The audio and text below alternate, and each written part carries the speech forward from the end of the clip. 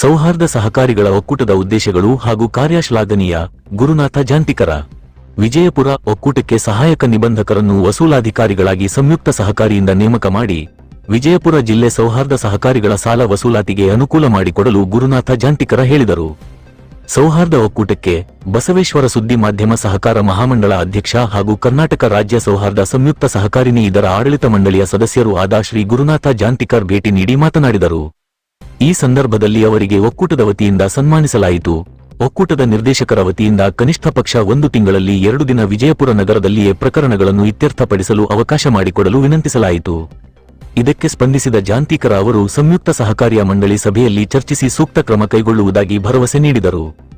ಸಭೆಯಲ್ಲಿ ಕಲಬುರಗಿ ಜಿಲ್ಲಾ ಸೌಹಾರ್ದ ಸಹಕಾರಿ ಒಕ್ಕೂಟದ ಅಧ್ಯಕ್ಷ ಎಸ್ ಪಾಟೀಲ್ ಅವರನ್ನು ಸನ್ಮಾನಿಸಲಾಯಿತು.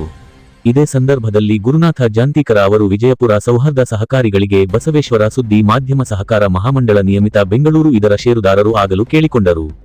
ಈ ಸಂದರ್ಭದಲ್ಲಿ ಒಕ್ಕೂಟದ ನಿರ್ದೇಶಕರಾದ ಅರುಣ್ ವಾರದ, ದೀಪಕ ಶಿಂತ್ರೆ, ಪರಶುರಾಮ ಚಿಂಚಲಿ, ಯಮನಪ್ಪ ಸಾತಿಹಾಳ, ಅರುಣ ಮಠ, ಸಿದ್ದು ಮಲ್ಲಿಕಾರ್ಜುನ ಮಠ, ಸೌಹಾರ್ದ ಅಭಿವೃದ್ಧಿ ಅಧಿಕಾರಿ ಬಸವರಾಜ್ ಎಸ್. ವರಸಿದ್ಧಿ, ವಿನಾಯಕ ಸೌಹಾರ್ದ ಸಹಕಾರಿ ಸಂಘದ ನಿರ್ದೇಶಕರಾದ ಭೀಮಣ್ಣ ತಿ ಜಿದ್ದಿ ಹಾಗೂ ಮುಖ್ಯ ಕಾರ್ಯನಿರ್ವಾಹಕರಾದ ಬಸಗೊಂಡಪ್ಪ ಬಸರಕೋಡ ಹಾಗೂ ಇತರರು ಉಪಸ್ಥಿತರಿದ್ದರು.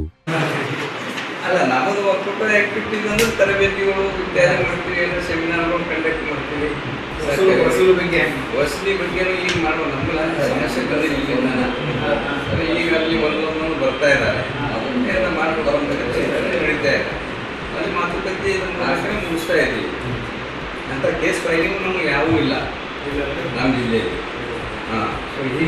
ಭಾಳ ಸಮಸ್ಯೆ ಇದೆ ಸರ್.